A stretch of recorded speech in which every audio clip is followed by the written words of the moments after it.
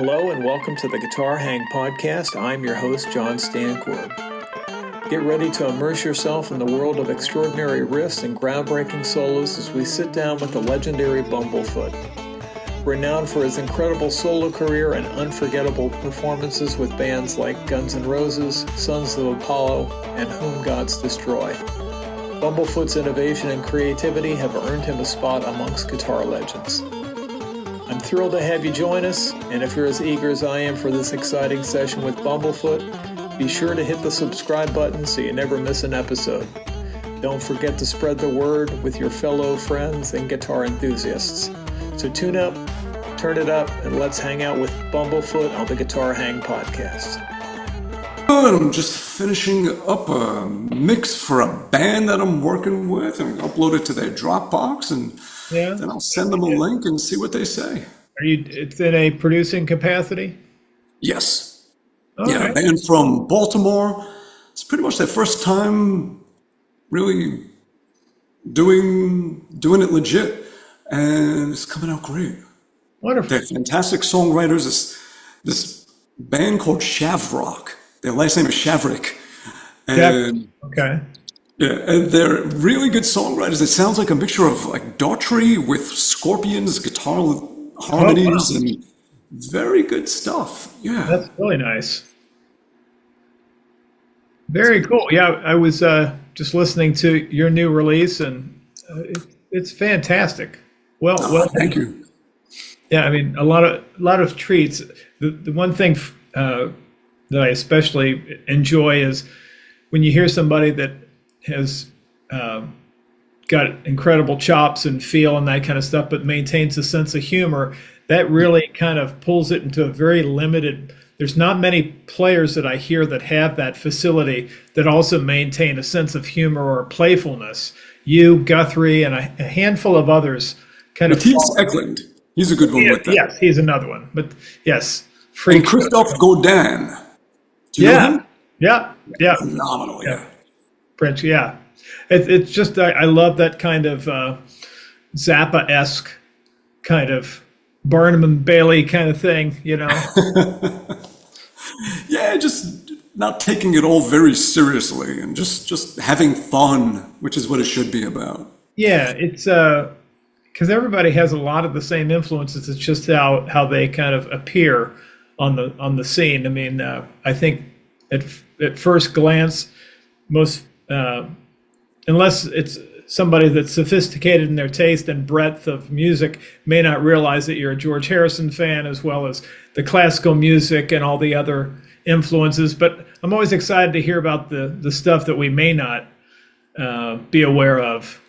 I really enjoyed your take on Bernadette, which that was always one of my favorite Jamerson bass lines. And then I heard your take on it. I was like, that's really exciting.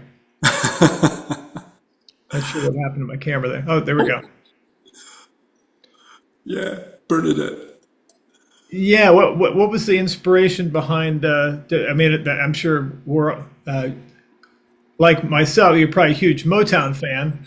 Yeah, I love all of that music and a lot of lounge music, a lot of feel-good 60s, 70s stuff. Yeah. So I just love that song. I love the Four Tops. And I just did this kind of nasty, punky version of it. Yeah. There's a lot of really great material in the Burt Bacharach, Hal David Cannon, the Carpenter stuff, the stuff that on first blush sounds like elevator or lounge music, like you say. There's some really deep stuff in there. Yeah, a lot of things that on the surface, if they're not edgy, we tend to write it off. But musically, fucking great. Yeah. Really good shit. Yeah. And you grew up in New York, and I was just kind of ruminating the other day of all the amazing guitar players that I can think of, especially in, Long Island specifically, but New York in general. You have yourself and Mr. Petrucci, Steve and Joe and Leslie West, Waddy Wattel, Warren Cucurullo, Alex Skolnick. Alex Skolnick, yeah. Then you have in Jersey, You have Tom Monda from Thank You Scientist. Yeah. You have the Dillinger Escape Plan guys. You got, Yeah. I mean, there's a lot. Yeah, there's a lot of talent everywhere. Yeah. It's So amazing. growing up in Brooklyn specifically, where were you coming from musically? You picked it up pretty early in addition to other instruments, or was it specifically a guitar-driven focus? Well, I was born in Brooklyn, and then at a pretty early age, and this is what really did it, is at 5 years old, we moved to the next borough over to Staten Island, There which you is go. all just deer and rabbits before it became a bunch of angry people, too many people in a small place. Yeah. And I moved into this neighborhood. I was 5 years old, and there were all these kids my age. It was perfect. So we would just knock on a door and just come on in, and we just hang out at each other's houses. And I would go over their house, and there would just be albums, vinyl, everywhere, lying all over the floor from their parents, their older brothers and sisters. They all had. So just at that age, just out of curiosity, you see this big square of artwork. You're like, what is this? And you go and you put on the vinyl, and on the turntable, you drop the needle, you sit on the bed, and you stare at the speakers like you're watching TV with your ears and just listening. And there was such great stuff all the time, just lying around that at an early age getting exposed to. Yeah. Beatles and their solo albums, and Elton John and Queen and all kinds of things. So one of them, at 5 years old, it was a new album that had just come out, and I was over at my friend Bob's house, and he had teenage sisters, and one of them must have gotten this album, and it had these dudes, like, they had long hair. I couldn't tell if they were guys or girls because they had painted faces, and it's like, what are they? What's this? Yeah.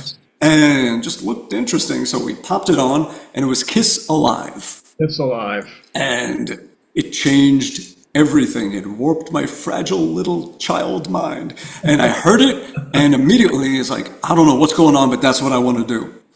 And it just inspired so much. I was just so amazed by what I was hearing and what I was imagining and envisioning. And it made me want to do that. So by age 6, I had a band with my brother and a neighbor, and we started making demos using multiple cassette recorders, record on this one and then play it back and record on this one while we sang to overdub vocals, and then play on this one and record on this one to make copies to give to all our friends. And we would do concerts in our backyards, and then eventually at the school we went to, and everything, and just kept on going. And that was it. So starting at 6 years old, and similar to this new album, I was fascinated by space as a child, the planets, astronomy, cosmology, astrophysics, everything. I was a smart kid. I'm dumb now. I became a stupid adult, but I was a very smart child, and I loved that stuff. And I was fascinated by it, and I would read all the time. Like, everyone would be out in the street playing football or whatever, and I'd be in the backyard reading encyclopedias, just sponging up everything. And first song I wrote was about the planet Jupiter when I was 6 years old. Yeah. It's called Jupiter is Nice. And it was a ripoff of Sweet Fox on the Run. Because I couldn't make my own melodies yet. I didn't have enough building blocks. I hadn't lived enough life or experienced enough things. I hadn't heard enough music to draw from. So all I could do was just copy things that I heard on the radio at that point. And yeah, so it was Fox on the Run, but instead of saying that, I was saying Jupiter is nice. It was, Jupiter is nice. Take my advice. So, and just sadly, I wrote better songs then than now. But yeah, so that is how it all started. It was moving to Staten Island, getting exposed to all of the amazing music that was coming out throughout the 70s, and just trying to pay back this gift that I was given from these musicians, like all this music. It's a gift. That's how I look at it. It's like they gave us this. It inspired us so much that we want to do the same thing back to the world. And if we inspire other people and then they want to do it, and that's kind of the nature of being a musician or really teaching or anything, is someone teaches you, it betters you. You teach someone else, it betters them. They teach someone else. Well, it's the same with hearing music. It makes you want to make music.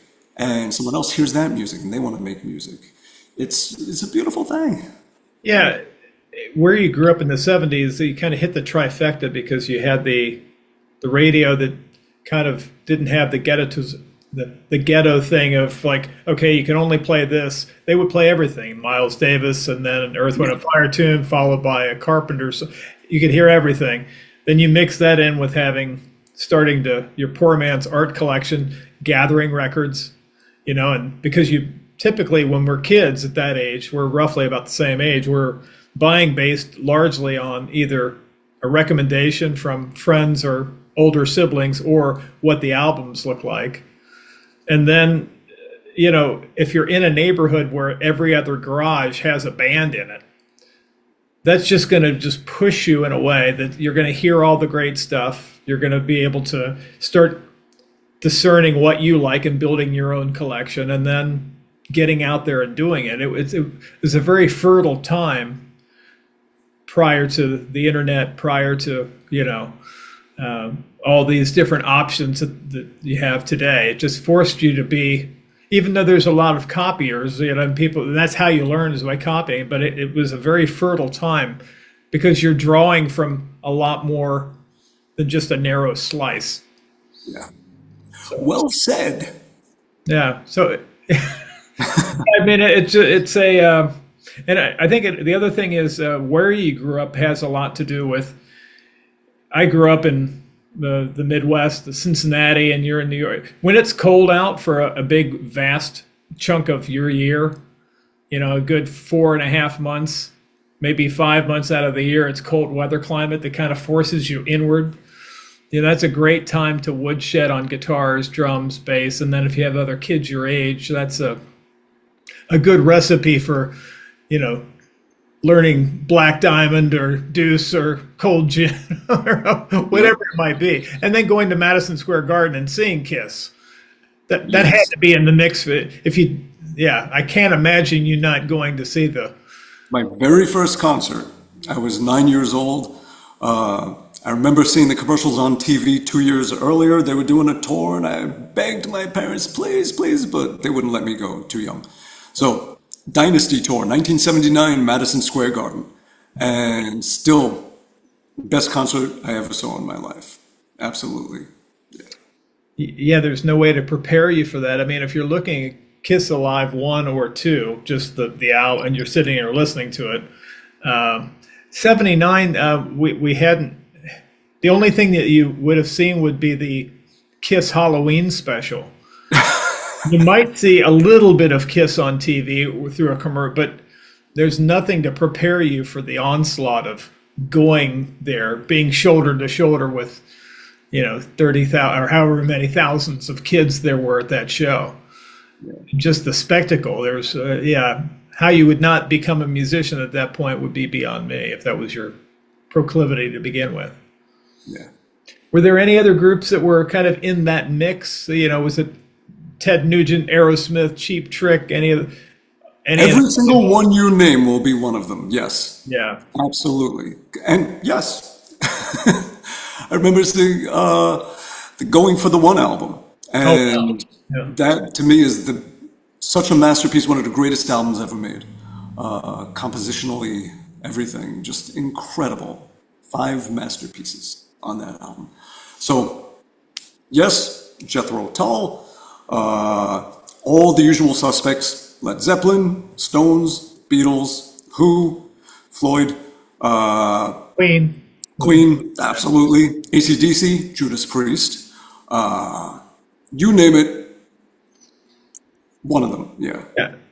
So was it pretty early on that you felt like that you had a unique voice? Was that as you were playing? Because it seems to me like you've created some ideas and some techniques that are kind of thinking outside the box in terms of, well, first the fretless, then the thing using thimbles to kind of extend the range.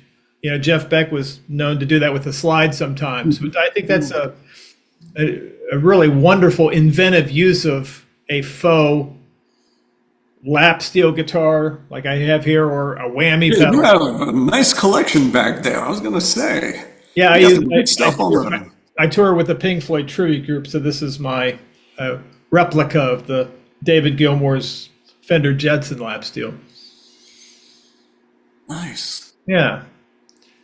But I think it's really exciting when you hear players, because there was a period of time in the mid 80s where you had a lot of the guys that were on the Shrapnel label that were fabulous players, but it was rare that you would hear somebody that was just like, oh, wow. Now that's somebody that's taking it a completely different direction in a way that's, it kind of alludes back to my conversation with you about the sense of humor or the playfulness or the I don't know, zany is the right word, but it was incredible tunes and playing, but all in the construct of being fun.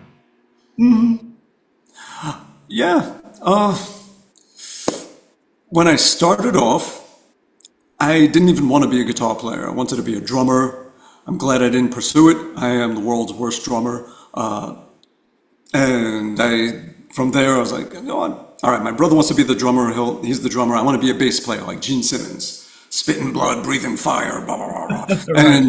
But I was too young. I went to a music store to start taking lessons at age 7. And I guess they didn't have any kid-sized basses and they didn't want to lose a sale. So they told us that in order to play bass, you have to start off with 2 years of guitar and then you can graduate up to bass. Oh, wow. So this way they could get 2 years of lessons out of me.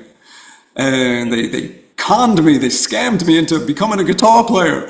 And so I started on guitar and studying the academics. And at home, I would be writing songs and playing with the band and recording and just having every branch of the tree just keep growing and just with time and doing it. 8 years of academic studies, a lot of music theory, got into jazz and classical and everything and continued studying on my own and never stopped and still studying now. I'm forever a student. Yeah, and when I would make my own music, I just made things that entertained myself.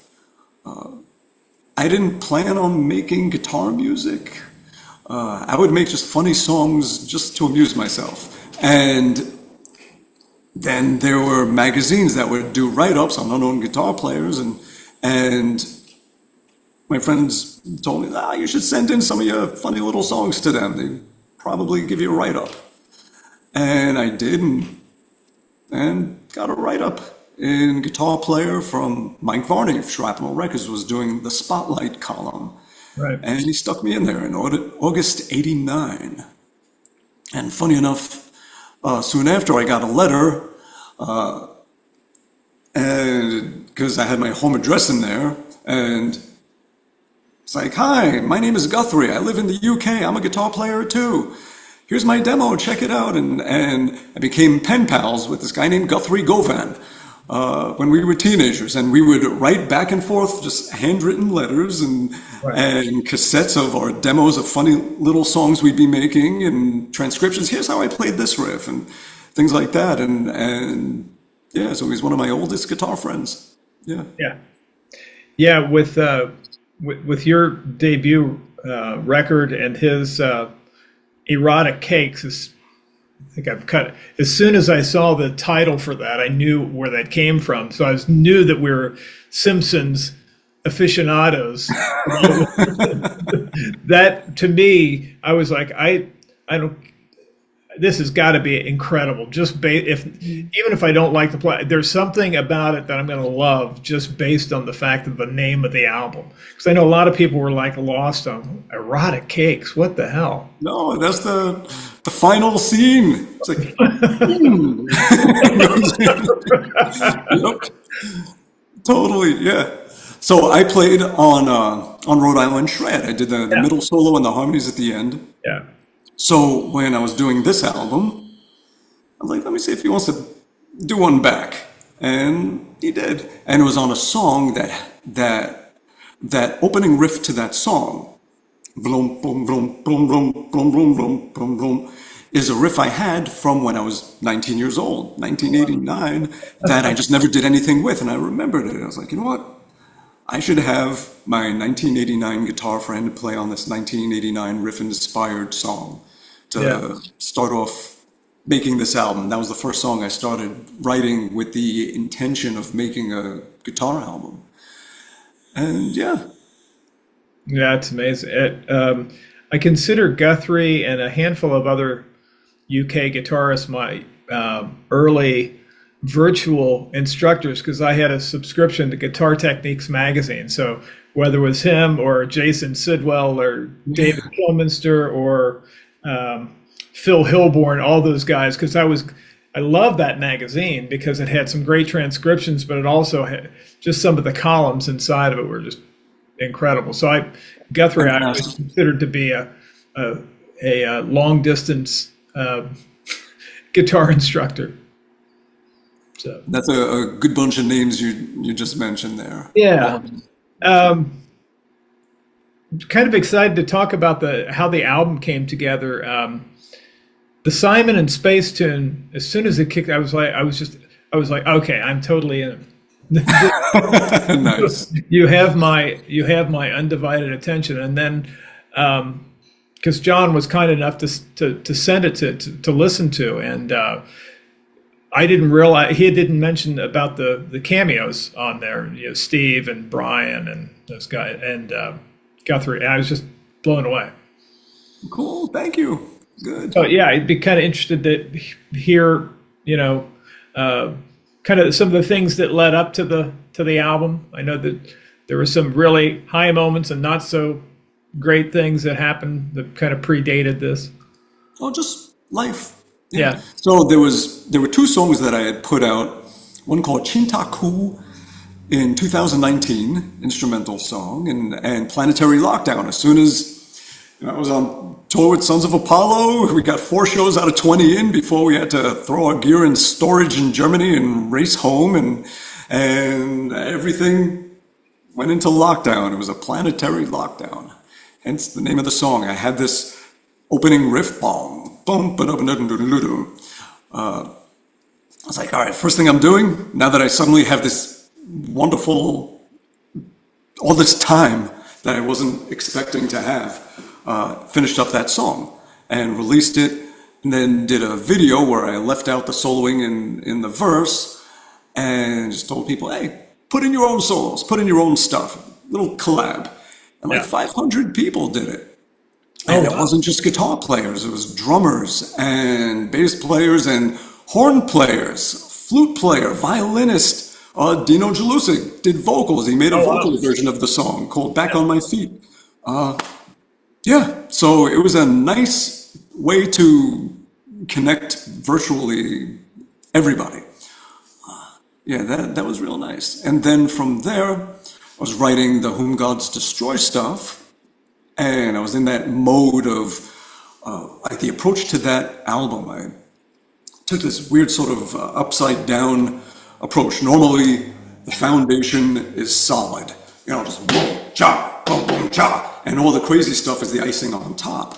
Instead, I wanted to flip it and make really off chromatic, dragging, low, weird shit on the bottom, and then everything on the top with the hi-hat and the ride and everything is doing. And what the vocal rhythm is the solid stuff on top. So a lot of the songs have that weird feel to it. So while I was in that headspace, I started working on these instrumental songs, and a lot of it, like the opening riff to Simon in Space, the middle of Moonshine Hootenanny, middle of Monstruoso. Like there's all these moments that have that sort of flipped. It's like, I can't find the one kind of thing, and I can't find the root note, and it's just So there was that. Yeah. I'm sorry. Let me stop talking, please. No.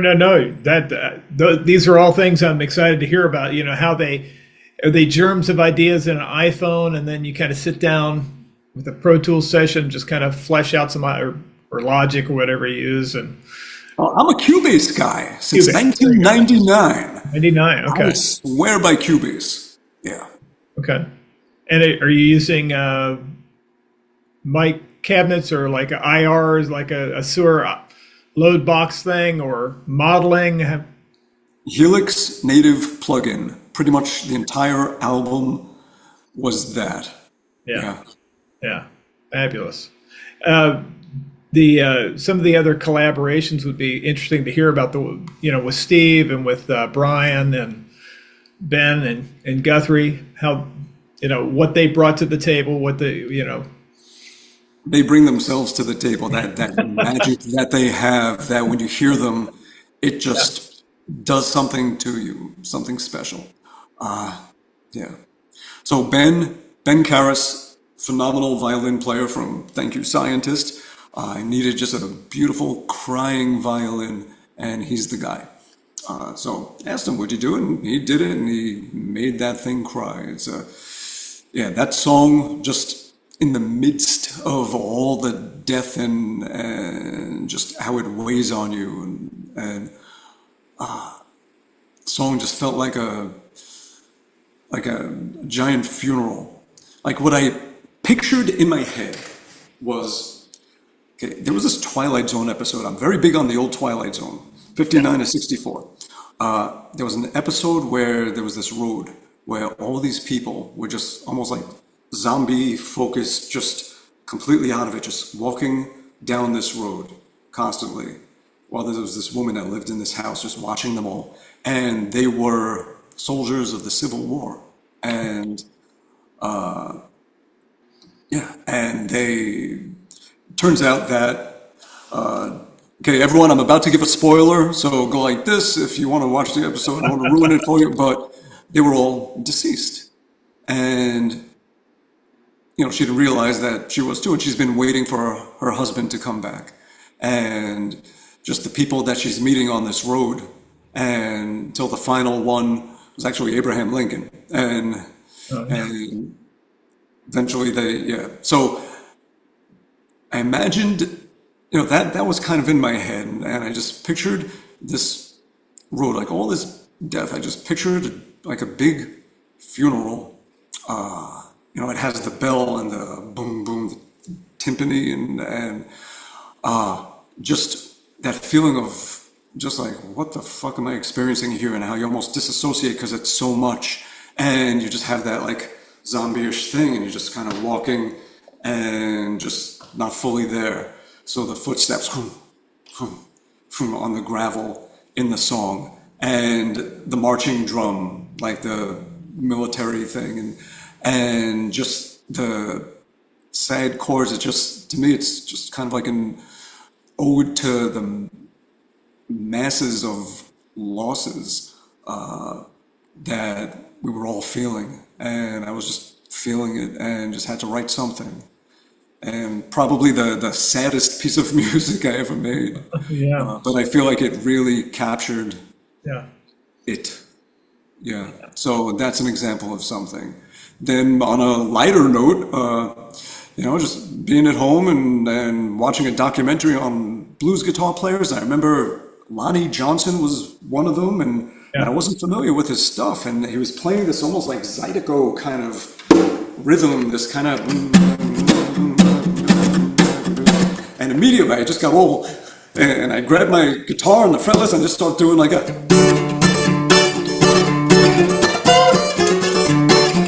and just came up with that riff, and then just pictured almost like, remember the movie Raising Arizona? Oh yeah, the Coen brothers. Remember the theme song? So I just imagined that in there too. Just, I should grab the guitar and putting in almost like the voice, like,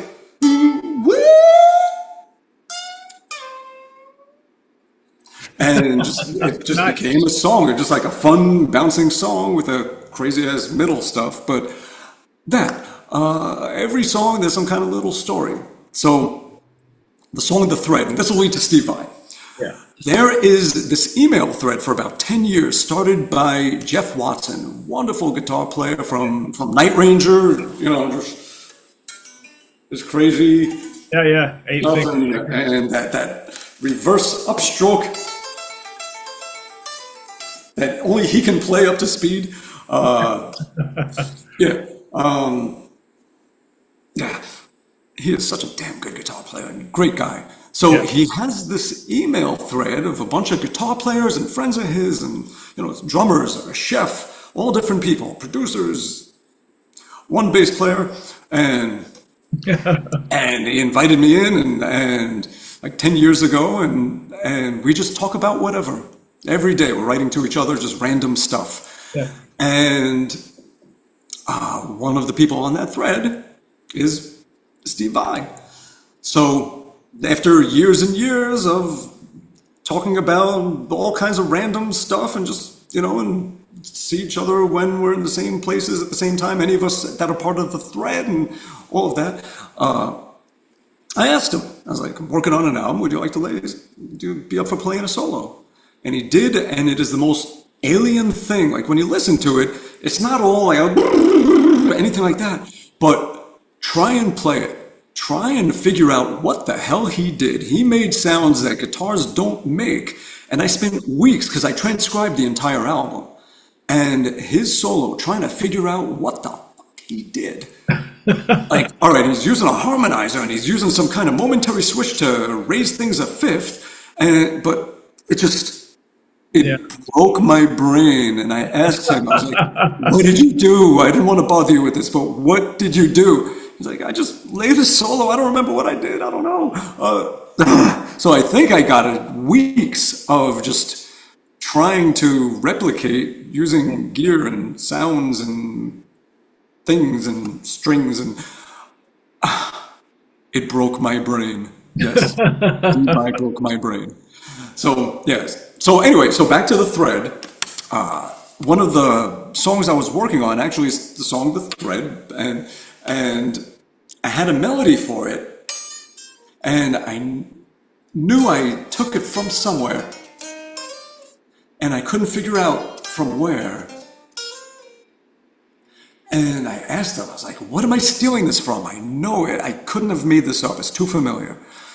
And they were all like, yeah, it sounds really familiar, but I can't place it.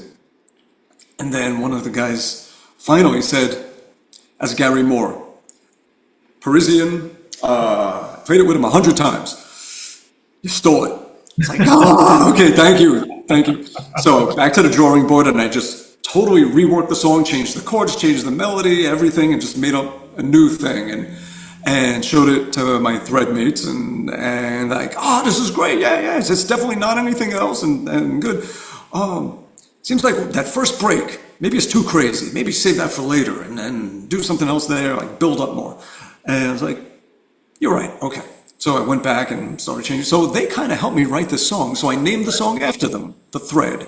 It is a tribute to my wonderful thread mates, my thread friends, that helped me make the song, and the song wouldn't be what it was if not for them. So thank you, Thread, and that's that. So that's The Thread. Steve Vai, I was able to just kind of just ask him and worked it out. And as for Guthrie, just known him for a million years and just asked him, and he did it. Yeah. As for Brian, we have emailed back and forth since 2008, 2009, something like that. There was one point where he was on tour and I was on tour. I was opening for Yngwie 10 years ago. And we were constantly playing the same cities just a day away from each other. And it's like we were trying to connect and we just kept missing each other by one day. But more recently, there's this wonderful festival called Starmus. It is a combination of astrophysicists, the star part, and musicians, the music part. And I've been lucky enough to play two of these in 2022 and 2024, this year. And Brian May is part of this festival. He's part of the organization of it all, and we get to play together and everything. But even before that, I had asked him if he would consider playing on this one song. the song, as it came together, it just sounded more and more like it required his Yeah. stamp on it to make it complete. Like, just the song would have forever been missing his touch to it if, yeah. And I would never sleep at night for the rest of my life, just putting this out without, with that hole there, that void that only he could fill. Yeah. And I asked him if he would do it, and yeah, so, Beautiful. and here it is. This is the song. Yeah, I would think some of your best discussions would probably have not always veer into the guitar realm. It could be about everything but, or especially given your proclivity for, space and planets and things of that nature. So, Yeah, like on the thread, we rarely talk about guitar. yeah. Most guitar players don't talk about guitar. They're talking about food. They're talking about this, about that, about all kinds of shit. But yeah. Yeah. With the richness of being in a lot of different groups as well as having a solo career is pretty. It's not something that everybody has an opportunity to do. To get out there to have their own thing, but then to also be parts of other groups, and it'd be interesting to kind of hear just the kind of progression from the Guns N' Roses thing into the Sons of Apollo into Whom Gods Destroy. It's when I listen to Whom Gods Destroy, that seems to be a thing where maybe your voice speaks out even a little bit louder than it did in the Sons of Apollo, in the sense of I get more of a sense of your input in that project.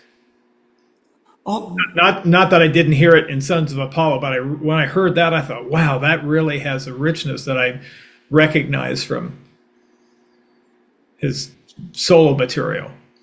oh, cool. Good.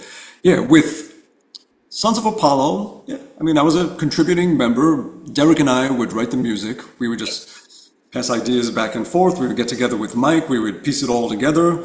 We would record. Everyone would lay stuff down, and we'd send it off to Jay Rustin. He would mix it, master it, boom, out. With Whom Gods Destroy, Dino Jalusic was more involved in the writing as far as the foundation, the building from scratch of it all. Because with Jeff Scott Soto, he likes to wait until music is finished. That's his preference. He likes a finished song, and then he writes to that. He gets a feel for the whole song, where it goes, and he comes up with the stuff that way. With Dino, it was more as we were making the song, it was like, oh, maybe this part should be in 6 instead of 5, and maybe we should only do this twice, and what about this? And yeah, so he was more involved with the music part of it. But it was, yeah, that's how the band began. And with it, I was doing the mixing, mastering, and yeah, I was more involved, I guess. So I guess you can hear that a bit more. And I think a few of my ideas, maybe more of my ideas, made it through the door also. I think in Sons of Apollo, usually what would happen is my ideas would make it through, but they would all be lumped together into one 11-minute crazy instrumental. With Whom Gods Destroy, I think it got more spread out into the songs and all. Yeah. Yeah. Now, are the those are the Sons of Apollo had a particular run, and I guess at this point that is a chapter that might be closed, whereas the Whom Gods Destroy thing is going to be a ongoing project from here moving forward. I hope so. Yeah. I'd like it to be. Everybody wants to do a second album before we tour. Yeah. We just need to do a second album. That's the whole thing. Everyone needs to start. Yeah, and I'd like all the band members, when we first were making Whom Gods Destroy, Bruno wasn't in yet, Yaz wasn't in yet. So it was coming together before them. Now that they're here, I want everybody to write, everyone to contribute. I want that, Yeah, I mean, they have definite voices that need to be heard in the music, and they should be equally part of everything. I would love to have them contributing as much as they want to and as much as they can. Yeah. So hopefully for album number 2, that'll happen. I'm just waiting for people to send me some parts to start working with. Yeah. Do you compose on piano as well as guitar, or are you ever just writing parts to, in manuscript? I don't know how the creative process works for you when you're coming up with things. All in my head. All in your head. Yeah, I'm just thinking it. I'll be driving and suddenly get an idea for something. Grab my phone. Okay. Idea number 3872. And it sounds right at that moment. Then a month later, I listen back. It's like, I have no idea what that is. I can't make sense of it. Right. But that kind of stuff. Yeah. It all happens in my head. Yeah. I think when players or when any of your fans think of you as a player, one of the first things that they think of is your iconic either double neck guitar or your fretless guitar or the foot-shaped guitar, or just the fact that you have really, I think you have one it's full of the Swiss cheese guitar that has a little holder and that sort of thing. Was that something that you found yourself drawing? If you're like me, I would spend time, we would cover our notebook or our textbooks in school with brown paper bags. So that was a great place for me to perfectly draw the Hemispheres era Neil Peart drum kit, or Neil Peart drum kit, or Alex Lifeson's wall of amps, or just trying to get the Rush logo just right.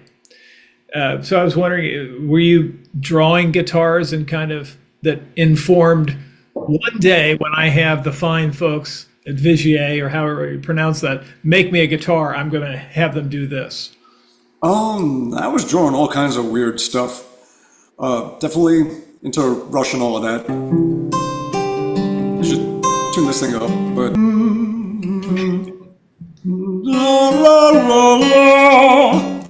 Yeah. Or Camera Eye. Or,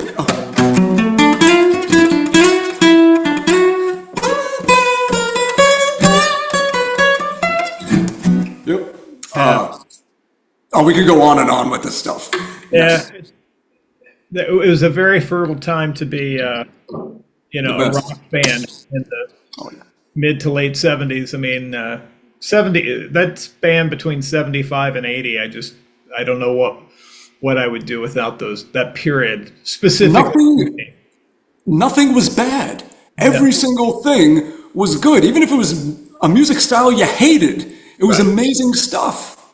Yeah. Like that was when, okay, I'm sure you had the rock disco wars at that age, and it's like, rock number 1, disco sucks. Next day you get to school, someone crossed it out, rock sucks, disco number 1. It's like, oh, it's on. And yeah, but listening back to all of that stuff, the Bee Gees, that was genius shit going on.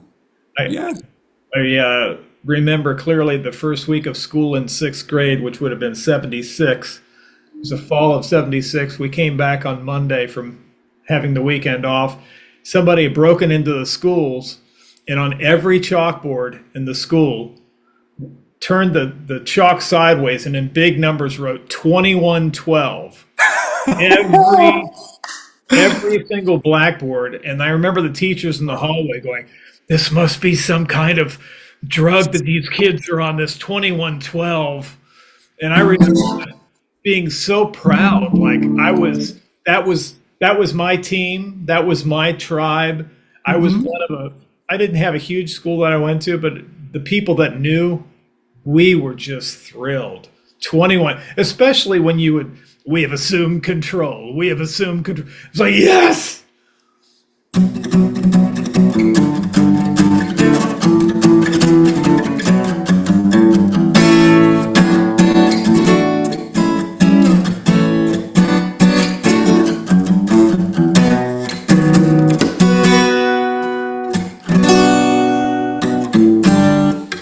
This is going to go on for hours. All right, I need to put this thing away, and we need to be on like a no Rush talk, because this is going to become just Rush nonstop. Yeah. Rush Love Fest. Yeah, there's some groups that I think Kiss has that kind of thing too. So much to talk about. I'm just thrilled that John made this happen, man. It's just I love the album. I've always been a fan of your playing. You had me at the slide thing because I've always loved slide guitar, and the fretless thing was just so evocative. And I think you were the first person I had ever seen or heard play the fret. I know there's many people that do. It's not the most popular thing. No, but when played well, it's incredibly evocative. The playing it well part, that's the tough part. But yeah, think of it like a slide, where it's just, instead of the slide on your finger, it's behind you and you're pressing the string against the slide. Let me see, let me get a sound up. And I swear, the Helix native plugin is, like, the sounds you can get with that, it's just the most wonderful thing. Do I have sound? Let's put this. Like, I know there was that song, almost like a southern rockish kind of Griggstown Crossing song, where I was using almost the entire song is all fretless. Even the talk box solo is on the fretless. And what I did with that is I put a vibrato effect on it, almost like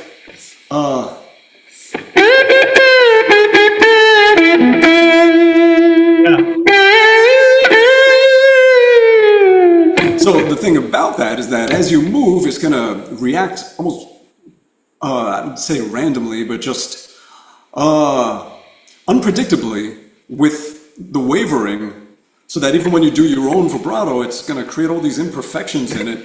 So I used that in...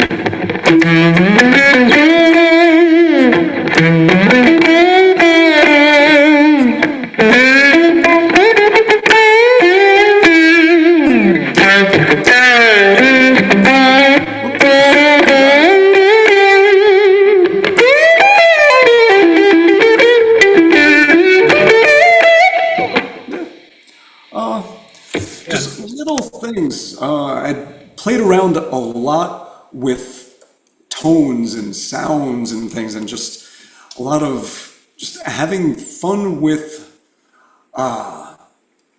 just with that Helix thing. You could get so many otherwise impossible routing combinations and sounds and things with it.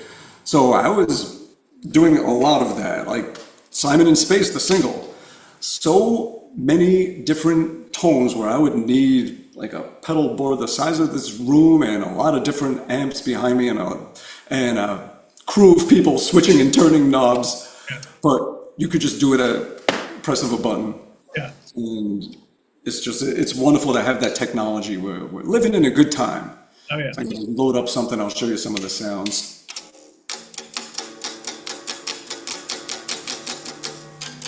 Good. So like in that one, the opening sound, which I used for a lot of the Whom Gods Destroy stuff too. Yeah. This is just like an Engel clone, like an Engel half-step kind of sound, and an octave pedal on it.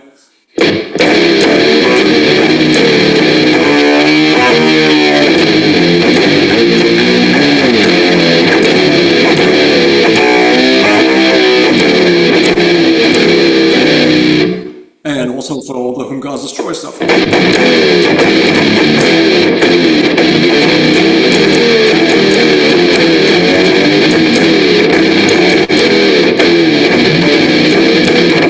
Yeah, so a whole lot of that. So then the next sound after that was this high, where I would hit a harmonic.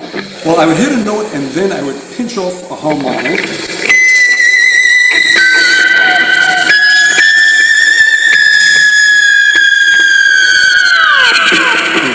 And using a reverb that has inside it another higher octave, like two 2 octaves above.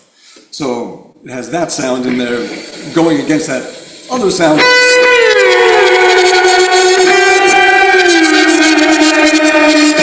And then in that first verse, I'm using something where it sort of chops up the sound along like a bunch of 16th notes, creating like a sort of a...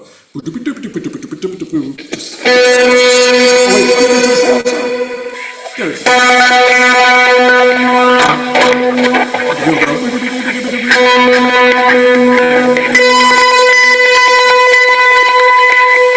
And there's like a reverse delay in the background where, like, after 1 second, just in the distance, it takes everything I'm playing and puts it the opposite direction. So if I bend something down,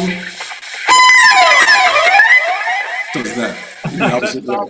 So I'm hitting everything with one hand and just touching the harmonic above it.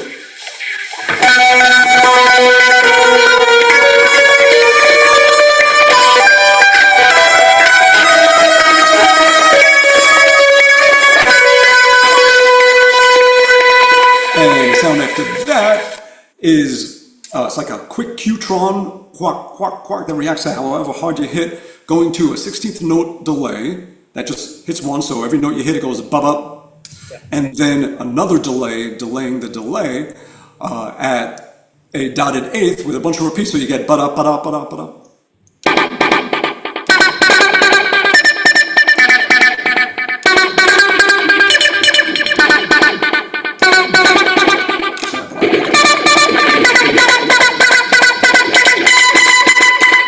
While that's fading off, I jump to the normal sound.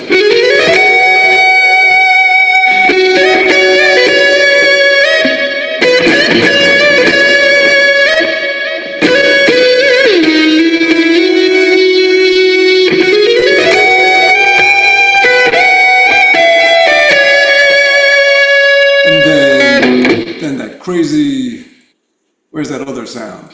There we go, so, oh yeah. And it does the whole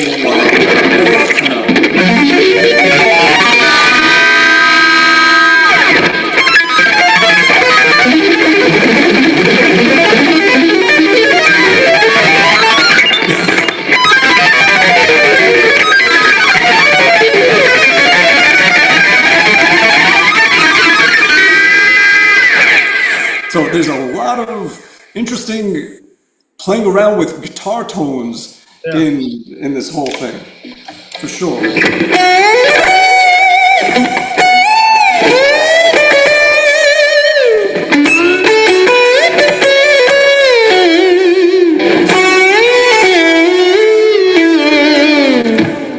And all the kind of crazy stuff with that, just kind of jumping on and playing from this direction.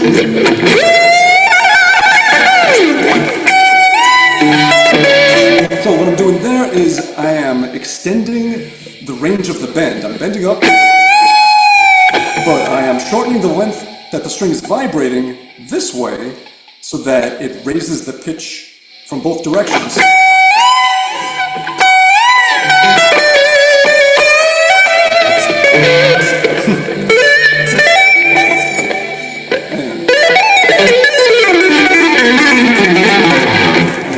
From there, and then all the crazy shit, and yeah. So yeah, interesting little the music video. Yeah. You guys showed it all nice and close up, and that's awesome. Were you ever a part of Matthias's freak guitar camp thing? 20 years ago, pretty much. Yeah. Well, 19 years ago, in 2005, and I just did it this summer. Oh, did it again. This okay. past July. Yeah. Wow, I would love to go to one of those. Oh, it's a blast! It's such a great environment, and it's wonderful. Yeah. Just kind of wrapping it up. How did you lead into the world of fretless? Or it was Vigier. I mean, I always experimented and just Frankensteined my guitars and just destroyed them, and would make weird stuff and mock fretless versions of things and. Not good. But I went to the first NAMM show in 1998 with Vigier, and they had them hanging up. I was like, why didn't you tell me you made these? Yeah. And I could still remember the look on Patrice's face, so frustrated. He just looked up at the sky, took a deep breath. He's like, in 18 years this company has existed, we have only sold one of them. Nobody wants these. I was like, I do, give me. And I took it home and started writing with it, and it became more and more part of what I do, to the point that I really needed a double neck so that I didn't always have to choose and limit the use of it. Yeah. I was familiar with the guitar through Sean Lane. He was the first person and then I think I may have seen a picture of him at a exhibit, and there was one behind him. I was like, ooh, that's pretty interesting. And I've recently become friends with a guy named Ned Evett that Oh, plays. he's fantastic. He's the guy. Yeah. With Ned, the glass neck and everything. yeah. I adore that sensibility, just the slide thing. And yeah, it was really cool to see somebody that was taking it in a slightly different direction, doing the overhand, like the glass capo thing. And his intonation is really incredible. Oh, perfect. Yeah. Like, yeah, if you get out in front of a live paying audience, and now he's going to be opening for Joe and Steve in Europe on their Satch Vi tour. Oh, that's fantastic. And I'm just like, man, it's incredible for him. But yeah, just seeing him do that live is just breathtaking, as well as it is to see you do some of the things that once you see somebody do it, it makes you go, oh, I'd never thought about that. Maybe I should try, something like it. It inspires you not to do the exact same thing, but inspires you to try to find your own thing, Yeah. Hopefully let's talk again. Sounds All right. Thank you so much.